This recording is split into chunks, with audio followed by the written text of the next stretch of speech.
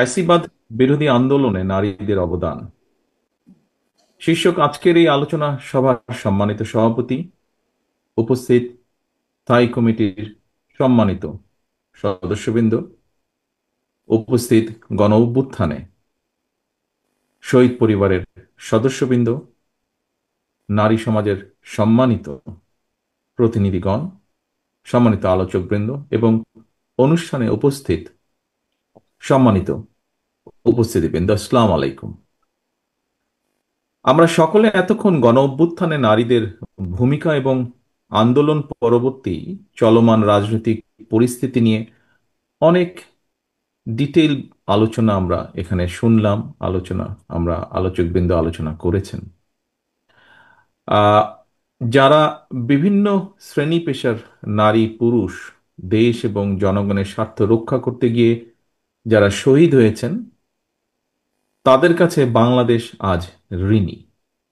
প্রিয় উপস্থিতিবৃন্দ, এবার তাদের প্রতি আমাদের ঋণ পরিশোধের পালা। এ ব্যাপারে কোনো কোনো বক্তা তার বক্তব্যে তুলে ধরেছেন যে ভবিষ্যৎ বাংলাদেশটি কেমন হলে আমরা আমাদের এই শহীদদের ঋণ কিছুটা হলেও পরিশোধ করতে পারবো ইনশাল্লাহ। সম্মানিত উপস্থিতিবৃন্দ, 1971 সালের স্বাধীনতা যুদ্ধের অর্জন থেকে 2024 সালের স্বাধীনতা রক্ষার যুদ্ধ, বিভিন্ন সময়ে গণতন্ত্র প্রতিষ্ঠা কিংবা ফ্যাসিবাদ বিরোধী 1.5 দশকের আন্দোলন, প্রতিটি আন্দোলন সংগ্রামে মানুষের পাশাপাশি নারীরাও লড়াই করেছেন, জীবন দিয়েছেন। শুধুমাত্র জুলাই গণ অভ্যুত্থানে কমপক্ষে 10 জন নারী শহীদ হয়েছেন। আমি ব্যক্তিগতভাবে বিশ্বাস করি, একজন নারী সংগ্রামী অবদানকে শুধুমাত্র হতাহতের সংখ্যা দিয়ে বিবেচনা করলে সেটি হবে নারীর আত্মত্যাগের প্রতি অবিচার।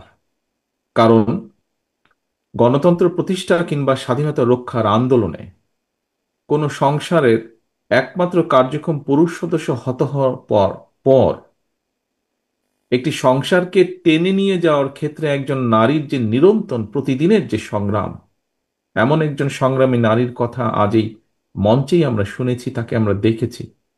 এটি কিন্তু একজন নারীর জন্য অত্যন্ত কঠিন একটি লড়াই, জীবনের প্রতিটি বাঁকে। সম্মানিত মা এবং বোনেরা, স্বাধীনতার ঘোষক শহীদ রাষ্ট্রপতি জিয়াউর রহমান বাংলাদেশে প্রথমবারের মতন নারী উন্নয়নে পৃথক একটি নারী বিষয়ক মন্ত্রণালয় গঠন করেছিলেন, যা আজকে আমরা এখানে উপস্থাপিত যে ডকুমেন্টারিটি ছিল সেটিতে আমরা দেখেছি। Mother of democracy Begum Khaleda Zia দ্বাদশ শ্রেণী পর্যন্ত নারীদের বিনা বেতনে শিক্ষার সুযোগ চালু করেছিলেন। বিএনপি বিশ্বাস করে দেশের অর্ধেক সংখ্যক নারীকে রাষ্ট্র এবং রাজনীতির মূল ধারার বাইরে রেখে কখনোই আমরা নিরাপদ বাংলাদেশ গঠন করতে পারবো না, নিরাপদ বাংলাদেশ গঠন করা সম্ভব নয়। নারী শক্তিকে কর্ম পরিকল্পনার বাইরে রেখে কখনোই কোনো রাষ্ট্রই, শুধু বাংলাদেশ নয়, কোনো রাষ্ট্রই এগিয়ে যেতে পারে না। এবং সে কারণেই নারী শক্তিকে প্রাধান্য দিয়ে দেশের অর্ধেক সংখ্যক নারীদের নিরাপত্তা নিশ্চিত,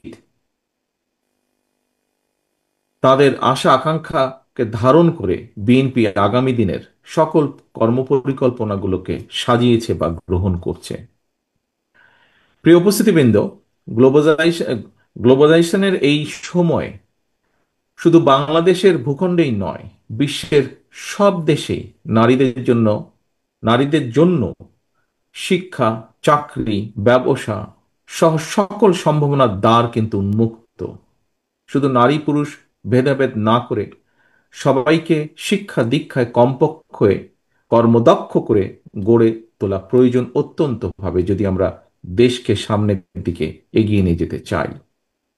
ব্যক্তিগতভাবে আমি মনে করি, বিশেষ করে নারীদেরকে শিক্ষা দানে এবং অর্থনৈতিকভাবে স্বাবলম্বী যদি করা যায়, স্বাবলম্বী করা গেলে নারীর প্রতি বৈষম্য লোপের পাশাপাশি অর্থনৈতিক টানাপোড়েনকে কেন্দ্র করে পারিবারিক সহিংসতাও রোধ করবে বা রোধ করার ক্ষেত্রে ভূমিকা রাখবে। এবং সে কারণেই, সেই লক্ষ্যেই আমাদের স্লোগান ক্ষমতায়িত নারী শক্তি, পরিবারের মুক্তি। এ কারণেই বিএনপির নীতি মানবিক মূল্যবোধে উজ্জীবিত, দক্ষ জনশক্তি তৈরির রাজনীতি, নিরাপদ কর্মপরিবেশ এবং নতুন কর্মসংস্থান সৃষ্টির রাজনীতি। সম্মানিত মা বোনেরা, যদি তুলনামূলক বিচারে দেশে নারী প্রধান পরিবারের সংখ্যা বাড়ছে, তবে দেশের অর্ধেক নারীর মধ্যে অর্থনৈতিক স্বাবলম্বিতার বিচারে নারীরা কিন্তু এখনো অনেক পিছিয়ে আছে বাংলাদেশের প্রেক্ষাপটে। নারীদের অর্থনৈতিক স্বাবলম্বিতা অর্জনের জন্য বিএনপি ইতিমধ্যেই সুনির্দিষ্ট বেশ কিছু পরিকল্পনা গ্রহণ করেছে। বাংলাদেশে আমরা যদি একটু খেয়াল করে দেখি, আপনাদের নিশ্চয়ই অনেকেরই ধারণা আছে, বাংলাদেশে